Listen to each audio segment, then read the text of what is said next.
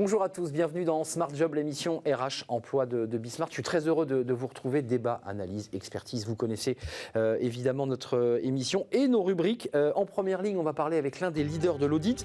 Il va nous expliquer comment il fait face, comment il se réorganise face à cette crise sanitaire. On en parle dans quelques instants. Working Progress avec les invités de Welcome to the Jungle et ses invités pour parler de la cybersécurité. C'est un sujet central, de plus en plus central avec le tout numérique. On fera le point dans quelques instants avec les invités de Welcome. Le cercle RH et les experts, alors on quittera la France évidemment pour parler de cette élection américaine.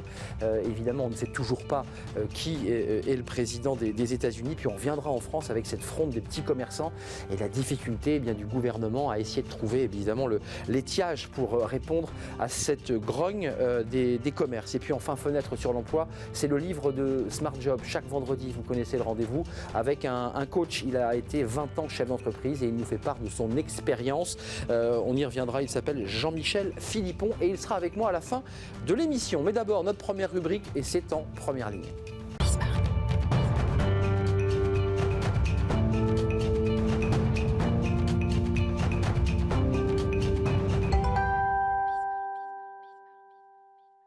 En première ligne, tous ceux qui sont en première ligne, ils sont nombreux, chefs d'entreprise, DRH, cabinets, coachs. On parle aujourd'hui avec Mathilde Lecause d'un cabinet d'audit qui est en première ligne. Mathilde, vous êtes directrice développement des talents et innovation RH au sein du cabinet Mazars, qui est un cabinet qui fait partie des Big Five, comme un cabinet d'audit évidemment.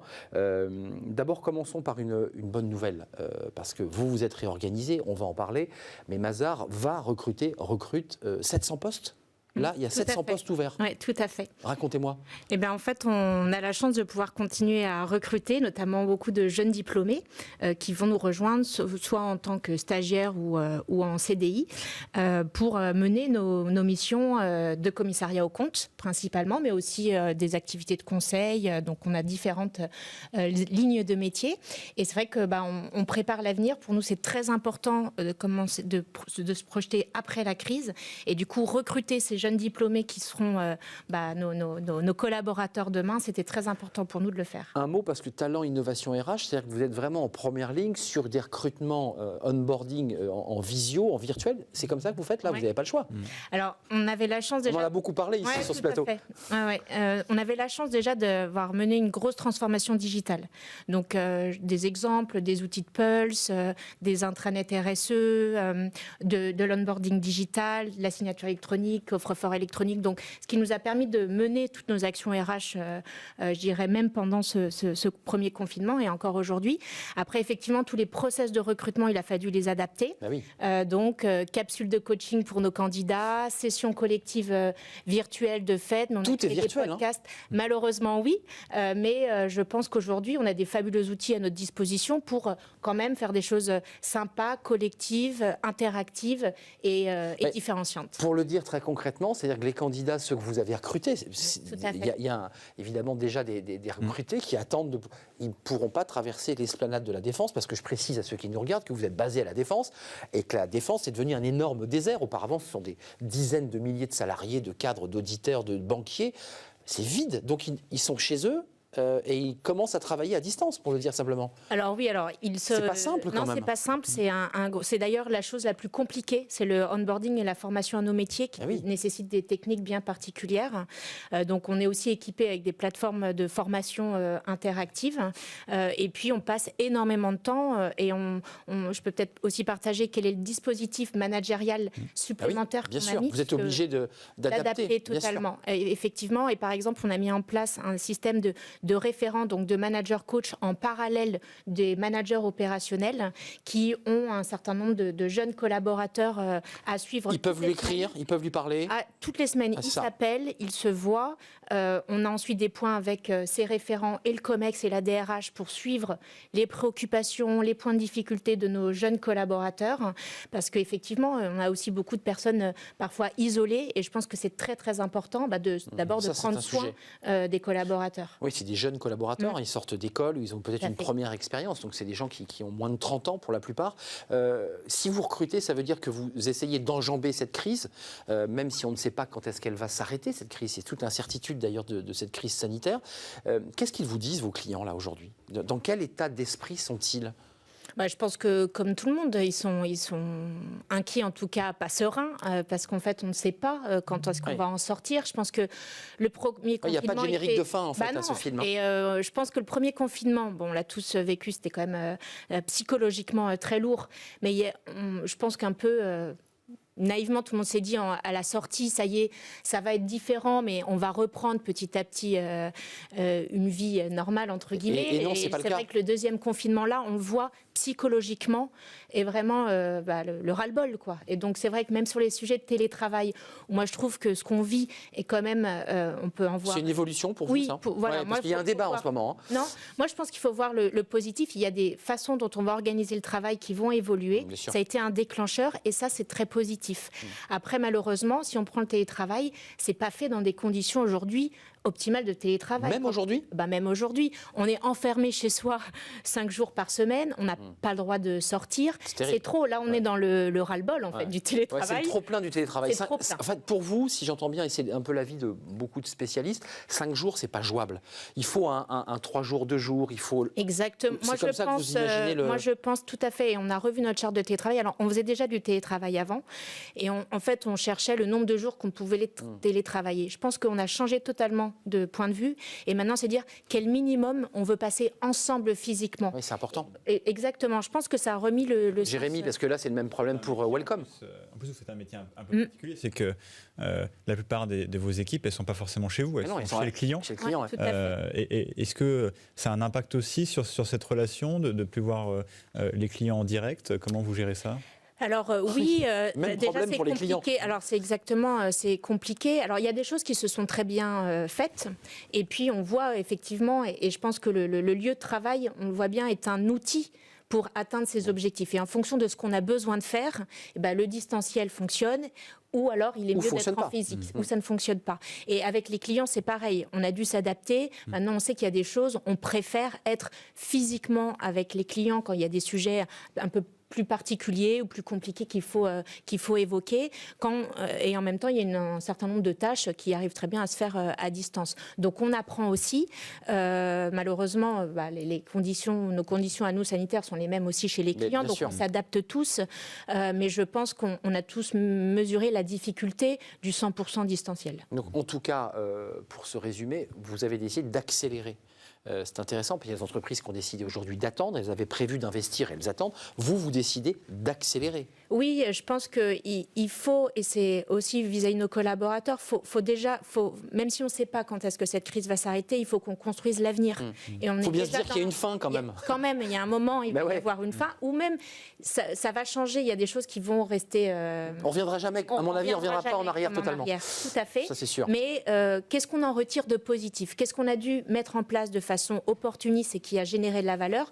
Je parlais du dispositif managérial, par exemple. En fait, on va le faire perdurer parce qu'on a trouvé que ça apportait ça fonctionnait bien. Ça fonctionnait, ça répondait à un besoin de care qu'on a tous besoin dans nos organisations. Ouais. La bienveillance. Prendre le temps de se parler, en fait, et de s'écouter. Et c'est vrai qu'on s'est aussi rendu compte que ce qui fait que les gens aiment venir travailler et sont engagés, c'est tout cette sociabilisation, non pas verticale, opérationnelle, mais horizontale. C'est ça.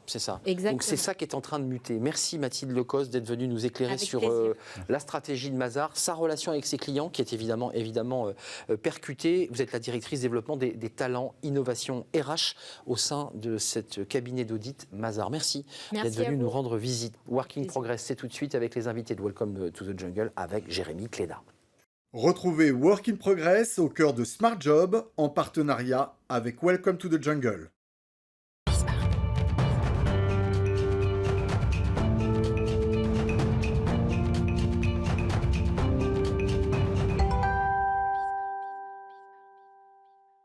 Working Progress, comme chaque jour avec les invités de Welcome to the Jungle. Vous voyez, je commence un petit peu à m'améliorer en anglais. Jérémy Cléda est avec moi. Bonjour Jérémy, j'espère que vous allez bien.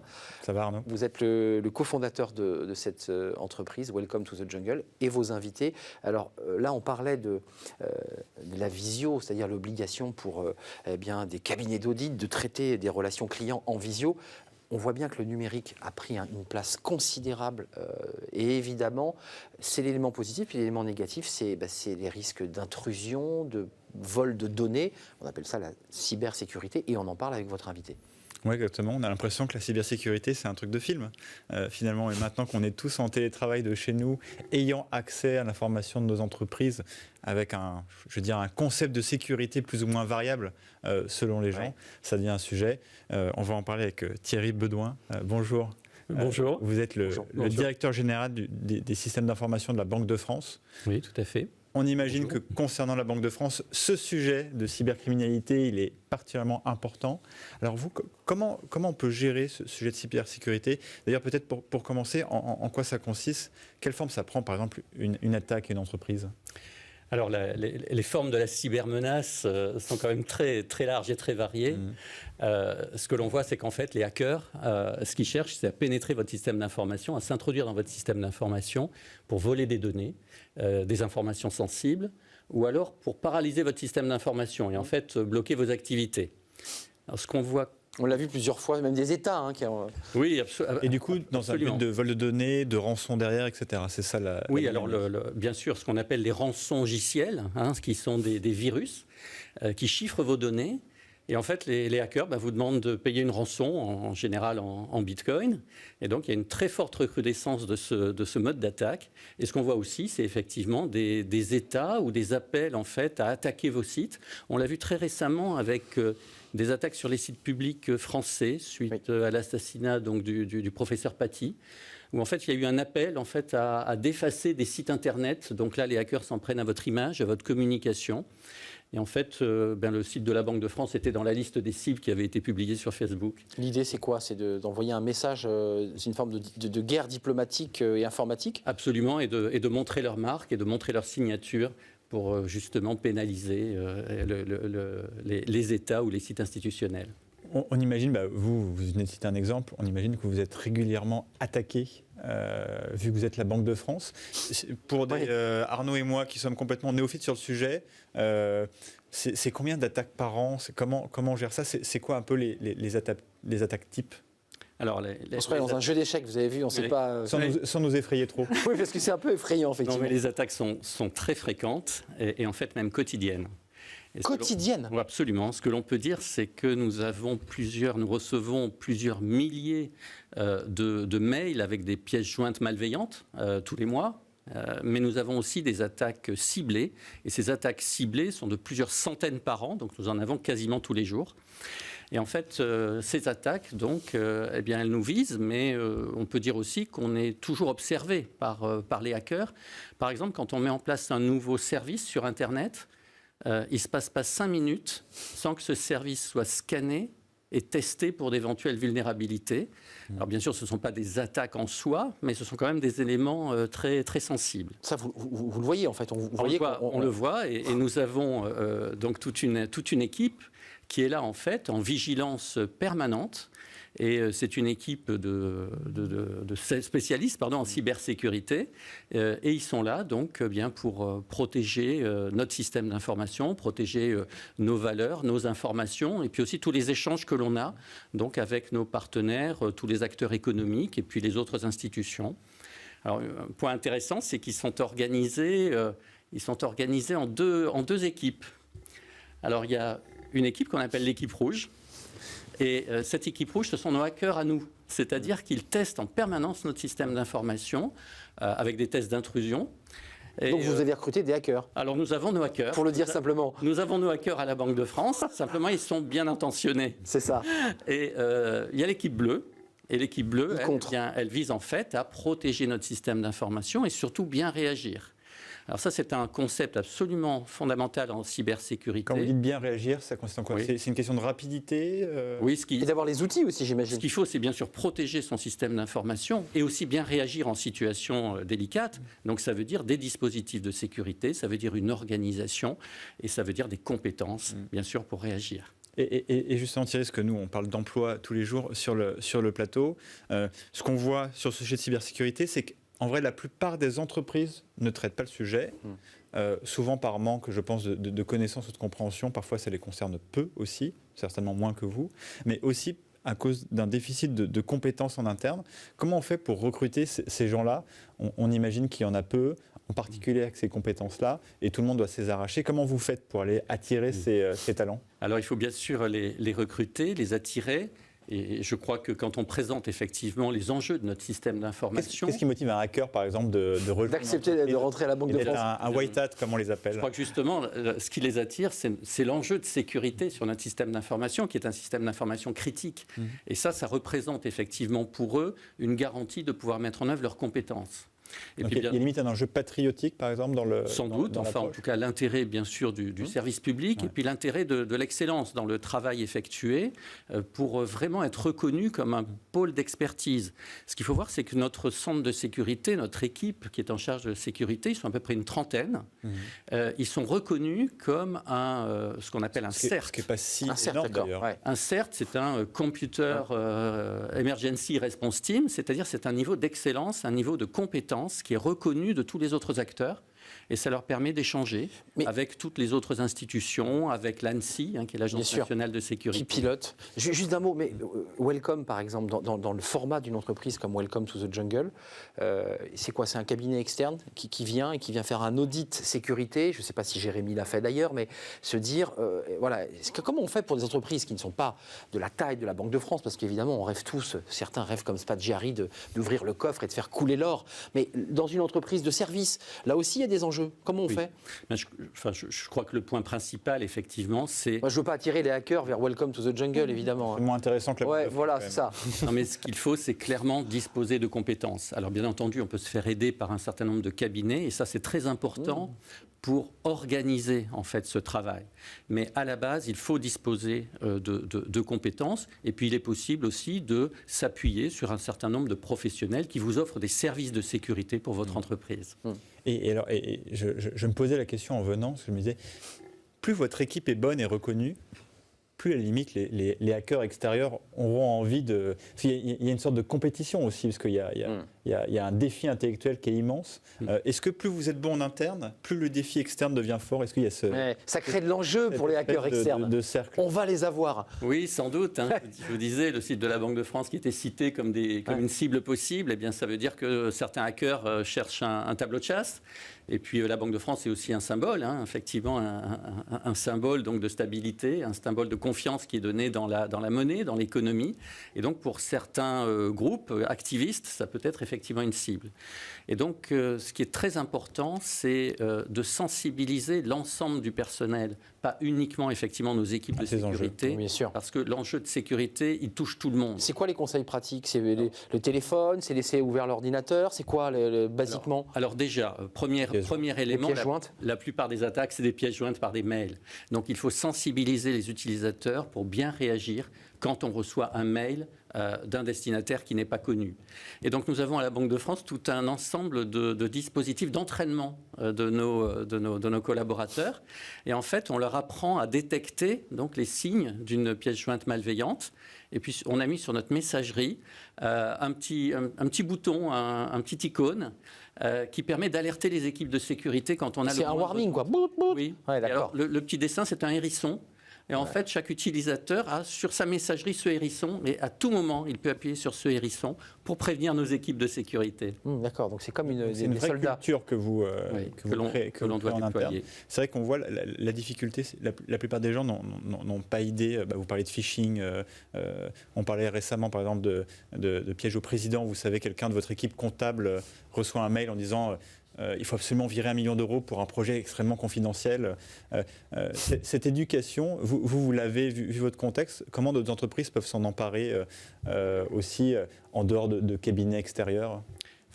Je crois que sur la sécurité, la cybersécurité, il y a un certain nombre de bons principes à avoir et c'est vrai qu'il faut être accompagné. Il faut être accompagné. C'est pas le cas chez tout le monde, c'est une question de culture. C'est sans doute un premier conseil, il faut bien structurer son organisation. La riposte, elle doit être avec un niveau de compétence élevé. Et ça, c'est clair, il faut pouvoir se faire accompagner sur ces sujets-là.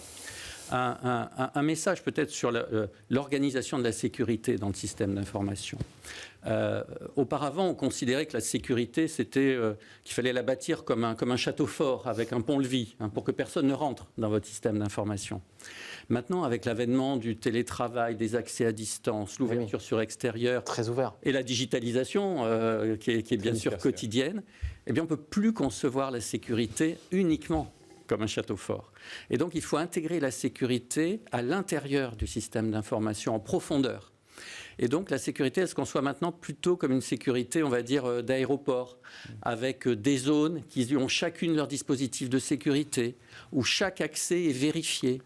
Eh bien, c'est ce que nous mettons en place au sein de la Banque de France, et c'est aussi un conseil aux autres entreprises de bien structurer, organiser leur niveau de sécurité. Merci Thierry Bedouin, vous êtes le directeur général du système d'information à la Banque de France. C'est un sujet énorme, on aurait pu parler de la Chine aussi et des grandes nations qui elles aussi s'organisent pour attaquer la Banque de France et toutes les institutions, mais vous reviendrez nous en parler évidemment, c'est un autre sujet. Merci d'être venu sur notre plateau, nous éclairer. Merci. On poursuit avec notre rubrique Travailler demain, toujours avec Jérémy Cléda et toujours sur la cybersécurité, c'est tout de suite.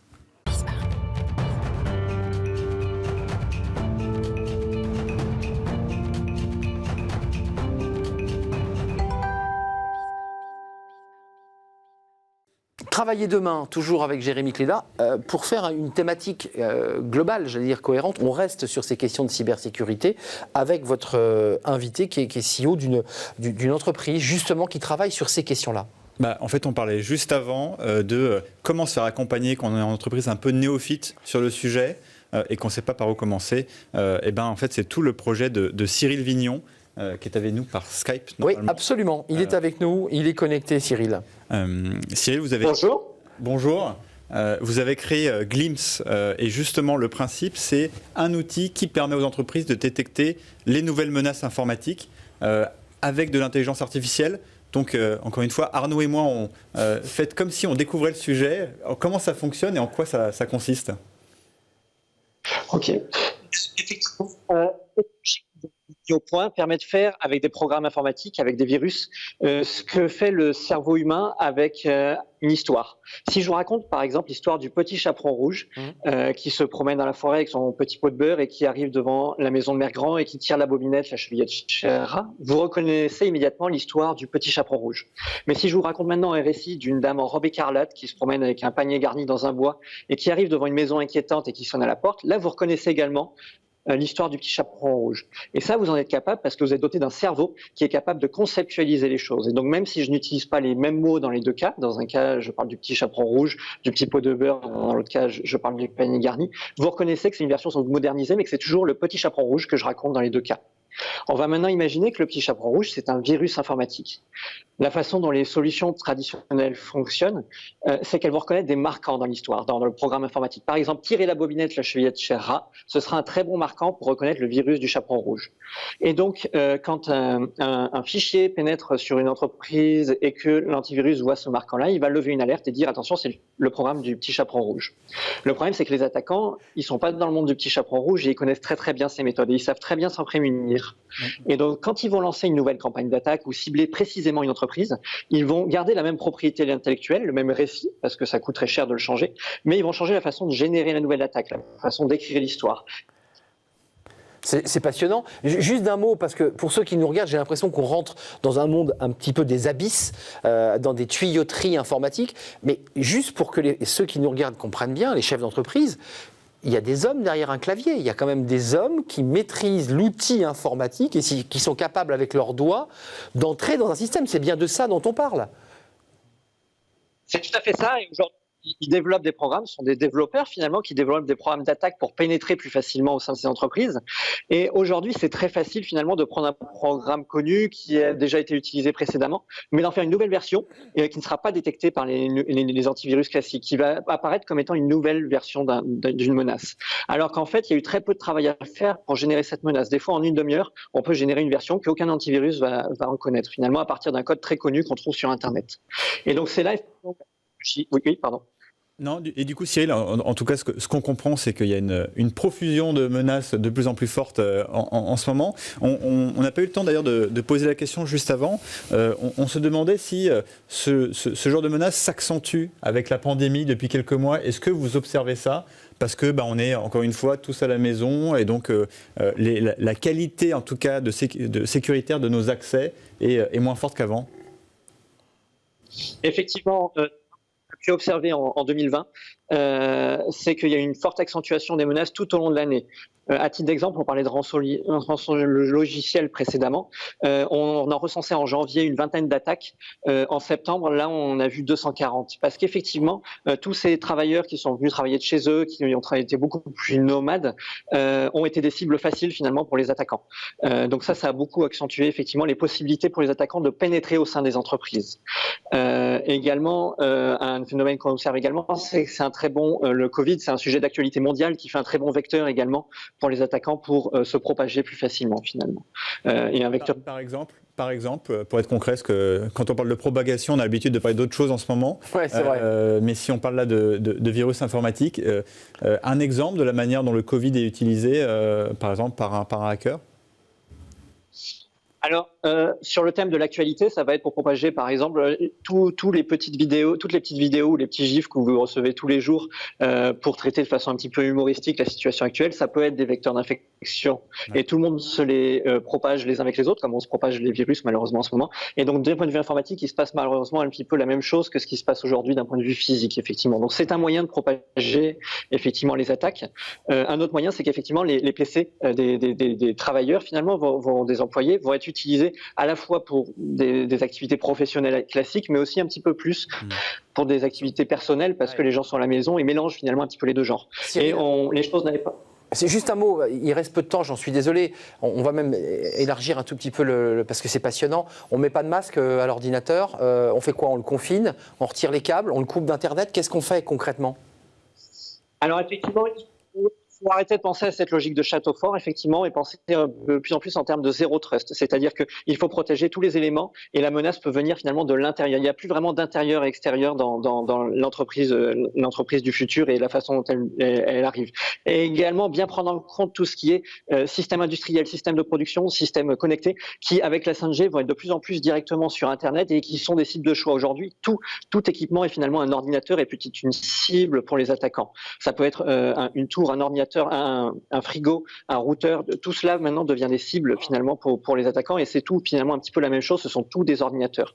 Merci. On voit de plus en plus d'attaques qui paralysent. Allez, terminez Cyril, je vous ai coupé en plein vol.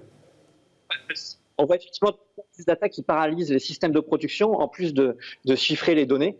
On a vu par exemple une entreprise australienne de fabrication de bière en mars qui a eu ses systèmes de production complètement paralysés, effectivement. Et ça, c'est quelque chose qui va arriver malheureusement de plus en plus fréquemment à l'avenir, parce que c'est un très bon moyen pour des acteurs malveillants de forcer les entreprises finalement à verser de l'argent. Merci Cyril. La guerre bactériologique, la guerre des virus informatiques qui peuvent mettre par terre une entreprise, c'est un sujet à la fois abyssal et j'ai très envie qu'on continue à en reparler parce que ça doit inquiéter évidemment tous beaucoup de chefs d'entreprise qui sont souvent démunis. Merci Jérémy pour ce thème passionnant. Vous êtes resté avec nous Thierry Bedouin, merci d'être resté avec nous. Puis je remercie Cyril de nous avoir éclairé sur ce sujet à creuser. Vraiment, soyez vigilants. C'est la fin de Working Progress, mais on se retrouve évidemment la semaine prochaine pour de nouvelles aventures avec Jérémy Cléda et Mathieu Amaré, que je remercie. Tout de suite, c'est le cercle RH. Vous connaissez notre rendez-vous, c'est le cercle des experts. On va partir aux États-Unis parce qu'évidemment, il y a cette Amérique coupée en deux, puis on va s'intéresser aux petits commerces qui, eux, évidemment, sont dans une fronde, un bras de fer avec le gouvernement, dans une situation économique tendue. Pour eux, ils considèrent qu'il y a une forme de rupture de concurrence avec la grande surface qui, elles, sont ouvertes. On en parle dans quelques instants après cette courte pause. Restez avec nous.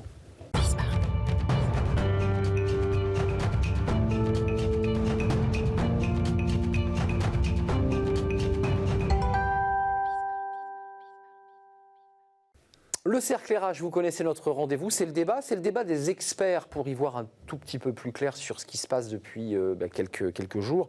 On en parle avec François Vigne, qui est un habitué de notre émission. Bonjour François. Bonjour Arnaud. Vous êtes fondateur et directeur associé de Sycomore Corporate Finance et vous êtes l'un des membres des EDC, entrepreneurs et décideurs chrétiens. Et dirigeants. Mais décideurs aussi. Oui, je suis en train de refaire votre logo. Et dirigeants chrétiens. Merci d'être avec nous. Pierre Méchéry-Yakov, je l'ai bien dit.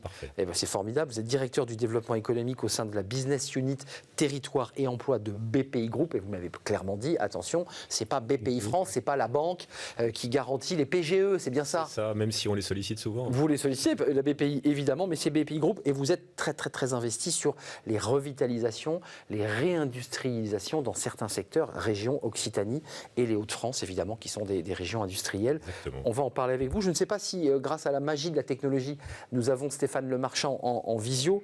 On n'a toujours pas Stéphane Lemarchand, mais on va l'avoir Stéphane Lemarchand parce qu'il est rédacteur en chef de Pour l'Écho.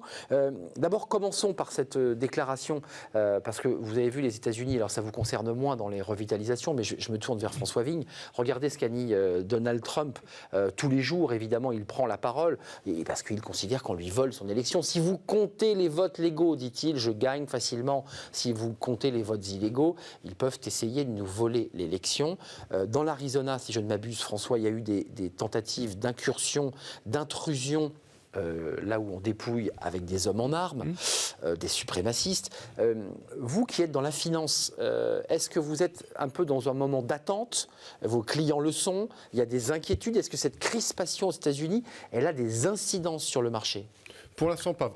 Sur le marché européen, pour l'instant, pas vraiment. Sur le marché américain, oui. Mais c'est ça, à chaque élection, objectivement, c'est pas simplement l'élection actuelle, c'est pas simplement je dirais là encore, les quelques péripéties actuelles qui changent les choses. Mais il est clair que, globalement, les marchés étaient dans l'attente avant mardi. On voit qu'aujourd'hui, avec une probable élection du président Biden, les marchés aujourd'hui se sont ressaisis. Et avec en plus un équilibre globalement, au Congrès, entre républicains et démocrates, les gens pensent qu'il y aura une politique moyenne qui évitera de remettre en cause les réductions, je dirais, d'impôts passés et qui permettra de trouver un point moyen. Donc aujourd'hui, les marchés sont finalement assez confiants.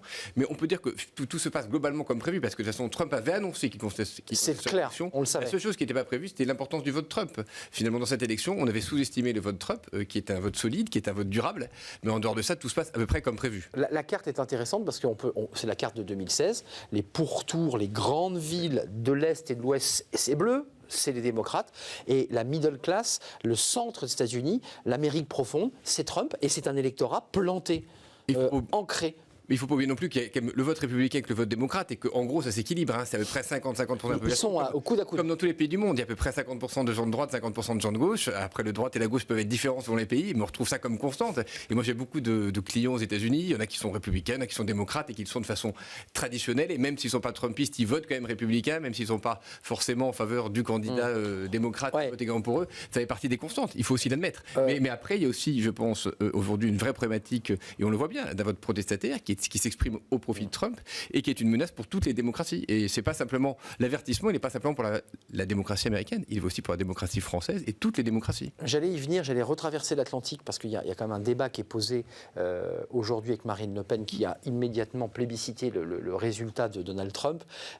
Évidemment, il faut y voir aussi cet électorat frontiste, ancré, enraciné, qui, comme vous le disiez, au-delà du nom du candidat, vote pour le parti frontiste. Et il y a quand même comme ça, il y a un parallèle à faire, c'est intéressant. Mais il y a à la fois le vote frontiste, et puis on a vu ce sondage, je crois que c'était dans le Figaro, qui indiquait que 80% des électeurs aujourd'hui sont tentés par un vote contestataire, qu'il s'agisse, je dirais, d'un vote pour Marine Le Pen, d'un vote pour de gauche, l'extrême gauche, exact. ou alors d'un vote blanc ou d'un vote équivalent. Et donc aujourd'hui, avoir 80% de l'électorat qui se reconnaît dans aucun des partis du gouvernement, comme on les appelle traditionnellement. Le vote protestataire. C'est un vrai sujet. Et le vote trumpiste, un peu... Et qui sera lié également avec la révolte des commerçants qu'on peut voir aujourd'hui. Aujourd'hui, il y a une vraie contestation du système qui est une menace pour notre démocratie. Et donc je pense qu'il est urgent de revitaliser notre démocratie, de même que les centres-villes, pour permettre à nos pays d'avoir une vie démocratique et un avenir heureux. Ben vous voyez, Pierre Méchéry-Yakov, grâce à François, on a une transition journalistique et je le remercie parce que j'allais justement revenir sur ces commerces. Vous vous intéressez aux industries, pas au centre-ville en particulier, mais aux industries. La situation Covid, là, pour faire un peu écho à ce qu'on se raconte, l'industrie, la réindustrialisation, ça veut dire qu'il y a des collaborateurs, il y a des salariés, il y a des ouvriers qui sont sur le carreau et qui se retrouvent dans des zones où ils se sentent abandonnés. Pour faire un peu de sociologie, et vous, votre boulot, c'est d'essayer de remettre un peu de vie et d'économie. On en est où aujourd'hui de ces industries et de ces zones géographiques? Quels sont les endroits aujourd'hui où vous dites on a des tensions, on a des difficultés, on a des entreprises qui s'en vont, malgré le discours, je dirais, officiel, où on dit on va réindustrialiser, on va faire venir nos industries en France. C'est beaucoup plus complexe que ça. Non, c'est vrai, on retrouve en fait le vote d'un pays, d'une frange d'un pays qui souffre, et puis contre le vote finalement des métropoles ou des bobos. C'est le débat des Gilets jaunes qui était déjà posé là. Et en fait, alors, vous dire qu'un secteur particulier souffre, tous les secteurs souffrent, notamment le tourisme, l'hôtellerie, l'aérien. Voilà. Après, si on localise vraiment le sujet sur des régions en particulier, il y a la région Occitanie, bien sûr, qui est touchée en Airbus. Avec Airbus, le secteur de l'aéronautique, et personne ne s'y trompe, on a vu qu'il y avait un plan de relance sur l'aéronautique de 15 milliards d'euros. On a le secteur aussi du retail, et une région particulièrement touchée avec les Hauts-de-France, puisqu'il y a beaucoup de sièges sociaux, de grands acteurs du retail français. Donc ça, c'est deux régions qui sont touchées de plein fouet. Et qui traitent la chose de manière différente, parce que finalement en Occitanie c'est arrivé de façon impromptue. Très brutal. Personne ne pouvait dire il y a 6 mois encore que Airbus c'était le fleuron. Bien sûr. Oui. Voilà. Et tous ceux qui travaillent pour Airbus, parce qu'évidemment il y a toute une chaîne de... Il y a des sous-traitances qu'on retrouve dans l'automobile aussi, rang 1, rang 2, rang 3. Très voilà, importants. les pays de la Loire sont touchés aussi parce qu'on trouve beaucoup d'acteurs de l'aéronautique et de la sous-traitance notamment. Dans les Hauts-de-France, c'est un peu différent. Le retail, ça fait longtemps qu'on a un secteur en crise, avec l'émergence. Alors, c'est pas du fait d'Amazon. Là, il y a une polémique qui naît depuis quelques mois. Artificielle d'ailleurs, peut-être un peu, non? Artificielle, certainement. Ouais. On est sur une tendance de fond. Le commerce de... Le e-commerce est en plein boom. Voilà. Donc, quelque part, c'est aussi un accélérateur pour la digitalisation de certaines entreprises de commerce. François Vigne, je ne sais pas quelle position vous allez défendre sur ce plateau, mais il y a des petits commerçants qui ont parfois 1, 2, 3 salariés et qui aujourd'hui n'ont pas de trésorerie, sont soutenus, maintenus sous perfusion par l'État.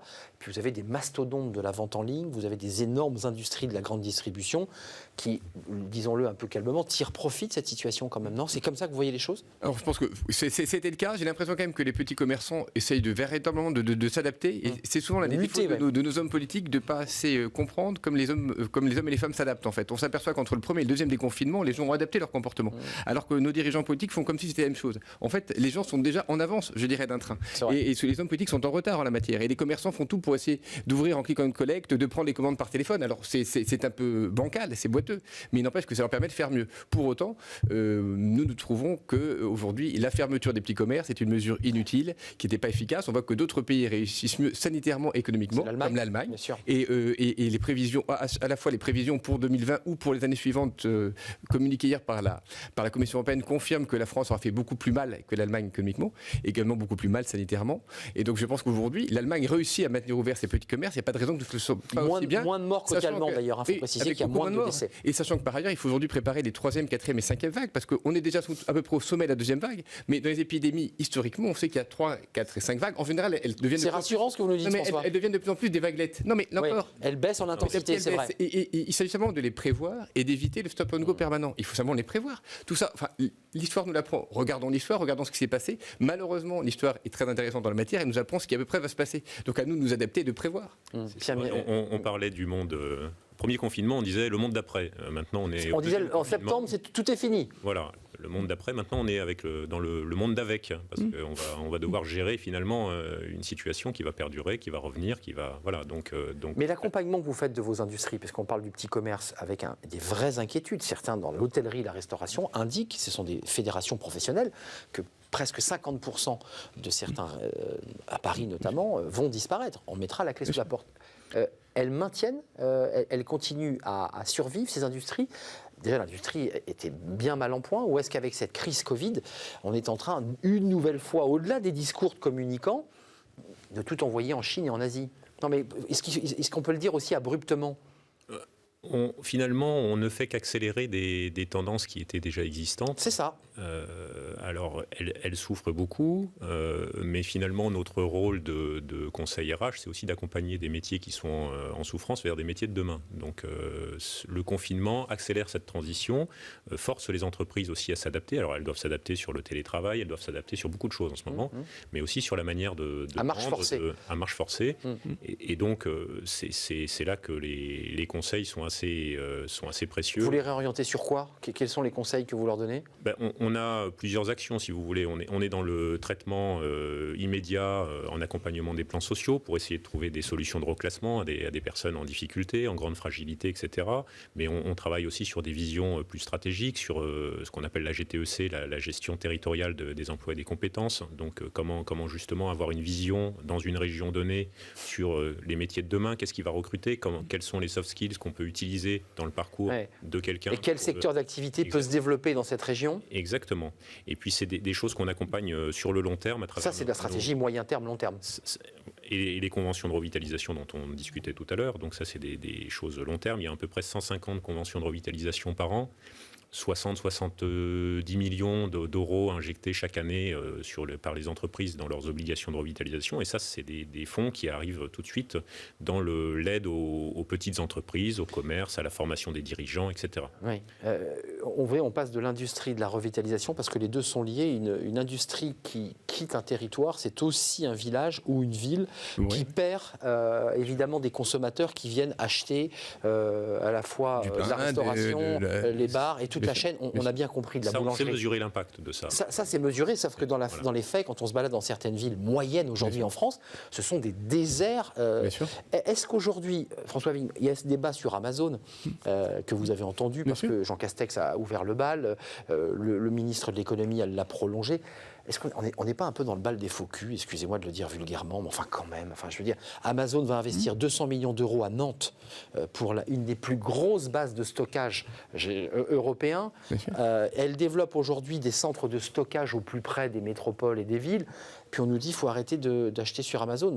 C'est très étrange. Oui, c'est schizophrène. Mais parce que là encore, on a des gouvernants qui n'arrivent pas assez à se projeter et à prévoir. Et ils sont toujours dans l'urgence. Donc dans l'urgence, on est obligé de maintenir Amazon parce que sinon il y a un ensemble de besoins qu'on ne saurait plus satisfaire. Mais évidemment. Et en même temps, on dit on tape dessus. C'est pas bien parce qu'il faut avoir le discours politique qui va avec. Mais là encore, la seule solution, c'est d'être beaucoup plus dans la projection et de pouvoir, tout en gérant l'urgence, se projeter dans le futur. Le problème Amazon est un problème à gérer sur le long terme. C'est pas en 5 minutes qu'on va le gérer. Mais évidemment. Le débat d'Amazon, c'est la question des impôts et de la façon dont il y a la question des impôts. Il y a énormément de questions derrière et qu'il faut traiter et qu'on aurait pu traiter depuis longtemps, qu'on n'a pas traité. Et puis évidemment, quand on est dans l'urgence, il est trop tard pour les traiter. Et on fait de la politique et de la com. Exactement. C'est ça. Et au passage, vous vouliez intervenir. On punit les grandes surfaces. Voilà. Et on punit les grandes surfaces qui, elles, doivent évidemment contaminer, fermer des rayons pour protéger le libraire qui, lui, a fermé. Je sens que ça vous agace un peu, non? Vous dites c'est un peu... Non, mais parce que ça fait bizarre. C'est vrai que le libraire qui se trouve dans la zone commerciale, et il y en a quelques-uns, mettent la clé sous la porte, mais le rayon librairie de la grande surface, il ouvre. Enfin, permettez-moi de dire que si j'étais libraire, je serais furieux. Mais heureusement, il y a quand même des libraires qui restent, mais il y a quand même des libraires qui restent aujourd'hui ouverts. Il y a des maires qui les autorisent, et donc là encore, on click and collect, et je pense que c'est notre rôle aussi à tous d'essayer de les soutenir. Enfin, les maires qui autorisent. Vous soutenez les maires qui ont voté ces... Moi, en tout cas, je soutiens les commerces qui arrivent à ouvrir en click and collect, parce que là encore, ça permet de maintenir du travail en France, de maintenir de l'emploi en France, et donc globalement, c'est à notre service. Je pensais que vous souteniez les maires qui avaient fait des décrets d'autorisation d'ouverture. Moi, je suis pour le principe de subsidiarité globalement. Donc, je pense que ce sont les élus les plus proches du territoire qui sont le mieux capables de gérer la situation de leur territoire. Donc, faisons confiance plutôt qu'à quelqu'un à Matignon ou ailleurs pour gérer des problèmes. Faisons confiance aux maires, aux élus du territoire, aux entrepreneurs locaux qui n'ont pas envie de mettre en péril la santé de leurs salariés, qui n'ont pas envie de mettre en péril la vie de leurs clients, parce qu'un client qui meurt, c'est un client de moins. Donc, ils ont tout intérêt à avoir des clients en bonne santé. C'est vrai. Faisons-leur confiance. Pierre Mechériakov, vous en pensez quoi, tant de cette question du commerce, parce qu'aujourd'hui, dans cette espèce de maelstrom, de flou, de brouillard, comment vous rassurez vos clients? Parce que c'est quand même la question qui est posée. Vous avez des clients face à vous qui vous disent, moi je vais fermer une filiale, et vous êtes obligé de leur offrir une perspective. Mais comment vous faites, alors qu'on nous dit que tout est flou, qu'on ne sait pas quand le générique de fin de ce film va s'arrêter? Non, On est confronté en plus à une situation où on nous demande souvent de gérer tout à distance. Or, on est sur un sujet qui est profondément humain, avec des gens qui sont dans des situations assez fragiles, en souffrance. Il faut pouvoir les accompagner physiquement. Donc, depuis quelques mois, on a accéléré le mouvement, mais on essaye de développer des parcours qui sont à la fois physiques et digitaux. Alors, il y a vous mixez les deux. Voilà, des parcours phygitaux où on va mixer du présentiel et de la proximité auprès des salariés reclassés, et puis des parcours à distance qui peuvent être très bien gérés. Vous êtes dedans, là, vous êtes dans des reclassements, là. En plein, oui. On est. Beaucoup, là, en termes de chiffres, parce qu'on n'arrive jamais réellement à avoir le chiffre exact. Non, j'aurais du mal à vous donner un chiffre parce que. Mais en tout cas, c'est votre activité principale, ce sont les plans sociaux. En fait, on a deux activités très fortes en ce moment. C'est d'abord l'accompagnement, donc sur les plans sociaux, sur la revitalisation, la réindustrialisation, donc trouver des repreneurs à des industries qui périclitent ou qui souhaitent céder. Et puis ensuite, une seconde activité sur l'accompagnement des dirigeants, des commerçants, des chefs d'entreprise, de PME, etc.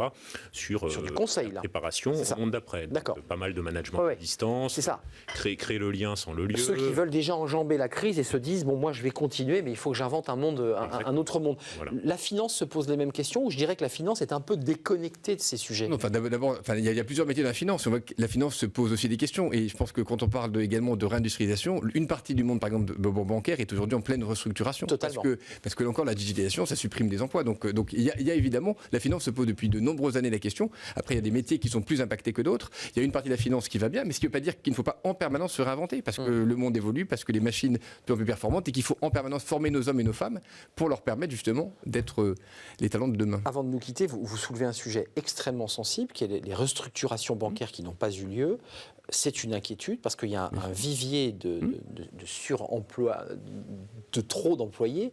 Les banques n'ont pas encore, j'allais dire, ouvert le robinet. Elles conservent leurs collaborateurs. Elles le font de plus en plus, et on le voit bien qu'elles ont quand même fermé beaucoup d'agences, et donc elles le font. Mais elles le reclassent. Mais comme elles avaient la chance de vivre pas trop mal, elles ont pour l'instant géré ces transitions sur la durée, ça va y avoir un phénomène, je dirais, d'accélération. Maintenant, je pense que nous devrions tous avoir conscience aussi, et sans vouloir défendre une profession, que la France a la grande chance d'avoir un système bancaire de grande qualité par rapport à d'autres États, ce qui est une chance. Ce qui est une chance pour accompagner nos entreprises, c'est une chance pour financer notre économie. Et aujourd'hui, la France a tout intérêt à, avec des fonds propres, accélérer et à favoriser cette transformation pour qu'elle se passe bien, et pour faire que l'industrie bancaire reste un fleuron de l'industrie française. C'est une industrie importante qui peut nous permettre, là encore, globalement, d'aller mieux que les autres.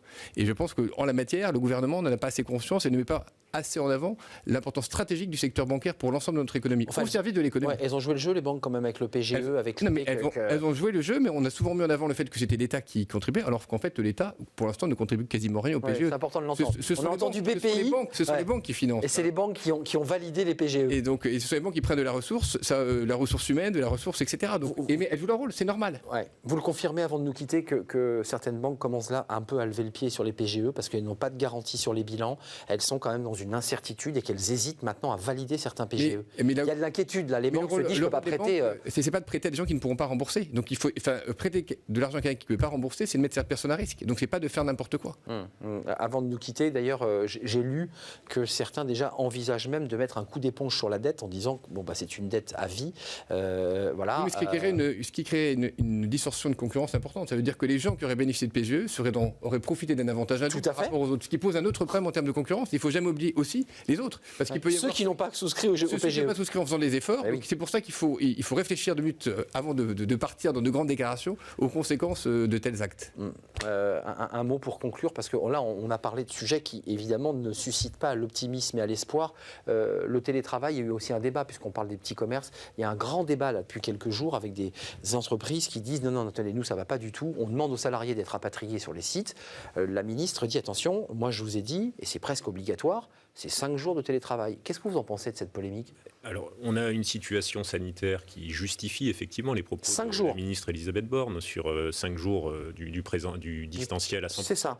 Ensuite, l'expérience montre qu'on n'est plus tellement dans la réflexion est-ce qu'il faut être présent à 100% ou à distance à 100%. parce que les entreprises ont une certaine pratique. Maintenant, on voit que en fait, on va arriver à un mix.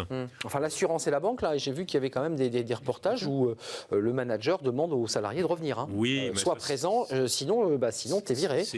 Alors ça, c'est des sujets de culture managériale, mais je vais reprendre... Il y a des métiers aussi, par exemple, quand tu es dans une salle de marché, c'est difficile de faire une salle de marché à distance. Pour des questions ça, c'est évident. C'est vrai, mais ça, c'est vrai. Prenez un Generali, par exemple, ça fait longtemps que Generali a généralisé le télétravail et l'utilise à haute dose, 2 ou 3 jours. Voilà, donc les secteurs tertiaires, de toute façon, sont très enclins à... Merci à vous. On n'aura pas entendu Stéphane Lemarchand, mais vous aurez eu un temps de parole plus important. Merci à François Vigne, qui est le fondateur, directeur associé de Sycomore Corporate Finance et membre des EDC, des entrepreneurs et dirigeants, et non pas décideurs chrétiens. Et merci à Pierre Méchéry-Yacoff. Vous êtes le directeur de développement économique au sein de la business unit de BPI Group. Attention, pas d'erreur, c'est pas BPI France, c'est pas la banque dont on a parlé tout à l'heure. Merci à vous. C'est bientôt la fin. On parle de livres. Bah oui, chaque vendredi, enfin chaque fin de semaine en tout cas, on reçoit un auteur dans le livre de Be Smart, Smart Job, et on reçoit un ancien chef d'entreprise qui a écrit un livre passionnant, vraiment, sur son expérience. Il est devenu coach et il nous raconte dans quelques instants.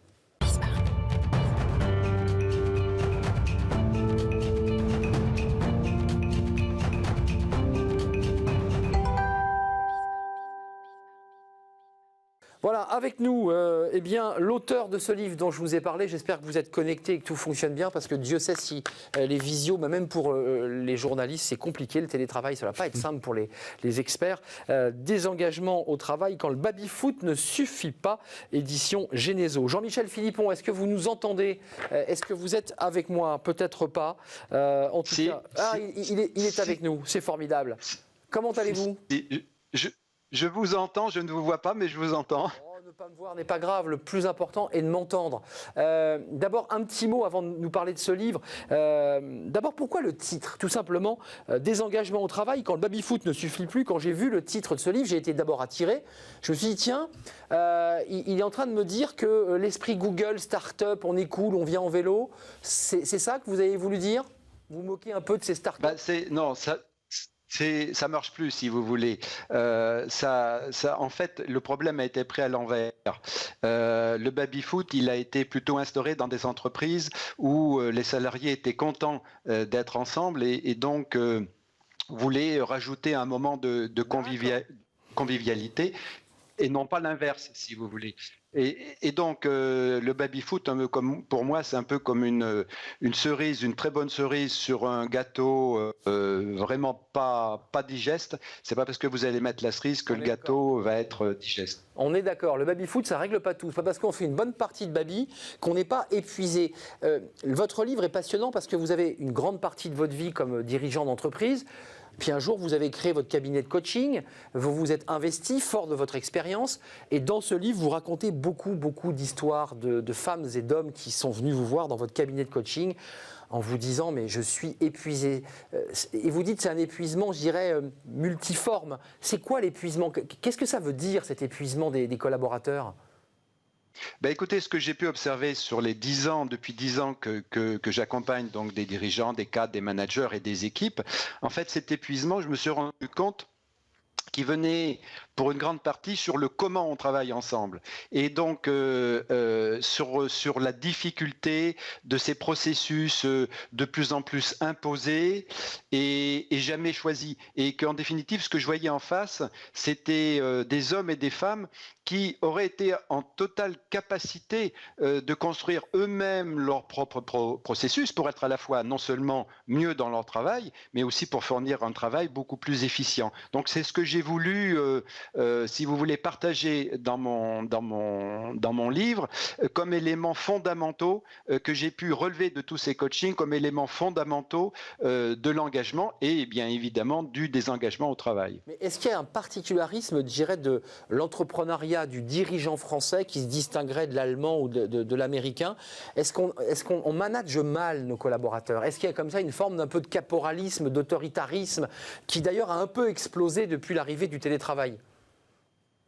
Oui, alors effectivement, il y a des différences culturelles qui sont importantes entre les pays.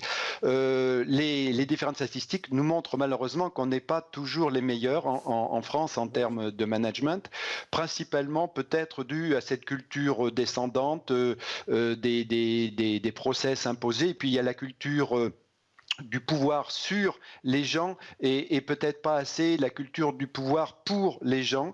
Ça, c'est une des grosses différences. La différence aussi, c'est que on est très conservateur dans notre management et c'est pour ça que je parle d'un management qui est épuisant parce qu'il est épuisé et il est épuisé parce qu'en fait, il n'a pas évolué. Le management est quand même le parent extrêmement pauvre de l'innovation dans les entreprises. Donc, il n'a pas su évoluer et peut-être, c'est d'ailleurs dommage parce qu'en termes d'innovation, en France, nous sommes plutôt précurseurs pour certaines choses. Eh bien, paradoxalement, dans le management, non. On n'est pas très performant en innovation managériale. Il y a quelques chercheurs en France qui essaient de faire avancer le management. Je vous repose la question à l'aune de votre livre, où effectivement, c'est une forme de manuel extrêmement concret, avec des analyses, bien entendu. Il n'y a pas que des témoignages, il y a beaucoup d'analyses qui sont vraiment passionnantes. Est-ce que le télétravail n'est pas en train de bouleverser tout cela, parce qu'on est aujourd'hui avec des collaborateurs beaucoup plus autonomes, de fait, ils sont à distance, des collaborateurs qui prennent des initiatives. Est-ce que cette crise Covid n'est pas en train d'accélérer cette mutation-là, justement ? Totalement, si vous voulez. Le management se voit aujourd'hui extrêmement bousculé par un télétravail, mais un télétravail qui est arrivé dans l'urgence, un télétravail qui n'a pas été organisé, qui n'a pas été co-construit. Ce qu'il faut bien savoir, c'est que là, toutes les entreprises aujourd'hui fonctionnent dans cette urgence. Et ce qui est souhaitable, c'est d'espérer quand même que ce chaos sanitaire, à un moment donné, s'arrête et qu'on puisse justement reconstruire une forme de management nouveau, tenant compte de cette forme alors de télétravail, sûrement peut-être pas permanente, seulement peut-être hybride, mais qui va nécessiter une refonte managériale. Et donc c'est pour ça que mon livre, si vous voulez, je le présente plutôt non pas comme un guide de bonnes pratiques, puisque les pratiques vont changer, mais un guide des bons repères pour construire des bonnes pratiques qui permettent justement que les salariés ne soient pas désengagés. Parce qu'il faut bien se rendre compte que dans la nouvelle manière de travailler demain, le désengagement risque d'être encore plus fort. Vous avez parlé d'autonomie à distance. Moi, je parle plutôt d'isolement à distance. Et donc, il va falloir travailler tous les éléments pour que le salarié qui est à distance ne se sentent pas isolés et désengagés. Oui, Jean-Michel Philippon, c'est le verre à moitié vide et le verre à moitié plein, parce qu'il y a des collaborateurs très heureux de ce travail distanciel, et puis d'autres, effectivement, qui sont seuls et qui auront besoin d'accompagnement. Ce livre est important, intéressant. Initium Coaching, c'est votre société de coaching, cabinet de coaching que vous avez créé il y a une dizaine d'années. Jean-Michel Philippon, je rappelle le titre de votre livre, Désengagement au travail quand le baby-foot ne suffit plus, aux éditions Geneso. Merci d'être venu nous rendre visite, justement à distance. Ça vous a donné encore plus d'autonomie et vous n'étiez pas isolé. Merci en tout cas Jean-Michel d'être venu. Merci à mes deux invités de m'avoir accompagné jusqu'au bout. Merci à vous qui nous regardez pour cette dernière émission de la semaine. Merci à toutes les équipes techniques, aux réalisateurs, aux ingénieurs du son. Puis merci bien sûr à Fanny Griesmer qui m'aide avec passion à préparer cette émission. On se retrouve lundi avec à la fois des invités en visio, en présentiel. On aura le choix. Portez-vous bien évidemment ce week-end. Prenez soin de vous évidemment. Restez confinés et puis on se retrouve lundi bien entendu. Bon week-end, bye bye.